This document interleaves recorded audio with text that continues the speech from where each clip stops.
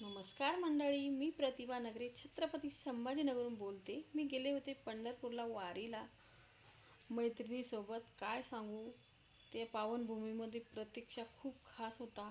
टाळ, मृदुंग, नाद, गजर, भजन मंडळी, फुगड्याचा खेळ, खेळात रमलेला क्षण, आनंदी बालपण. वाव, क्या बात है.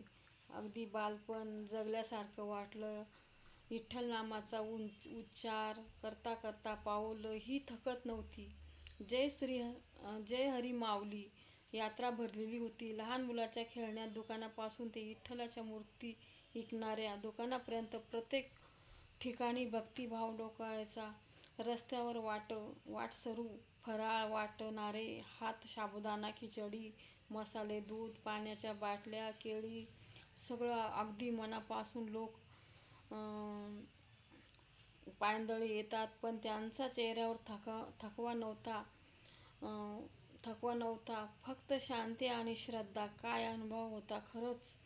वारी अनुभवतो तोच जाणे शब्द अपुरे पडतात. खूप दिवसाने असा आध्यात्मिक क्षण अनुभवला. जय हरी माऊली. तुम्ही पण एकदा तरी वारीचा अनुभव घ्या. खूपच छान वाटलं.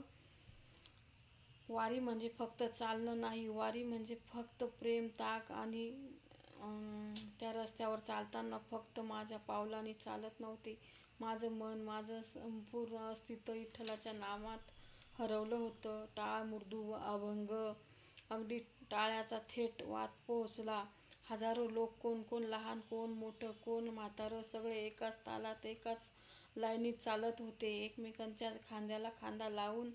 कुणीतरी चप्पल हरवलेली असते, कुणाच्या पायाला फोड असते, पण कारण तक्रार करत नाही, कारण मनात असतो फक्त आनंद. अगदी खूप. व्हिडिओ कसा वाटला तर सांगा, लाईक करा, कमेंट करा मंडळी. धन्यवाद. जय हरी माऊली. तुम्ही पण या पुढच्या वर्षी पंढरपूरला.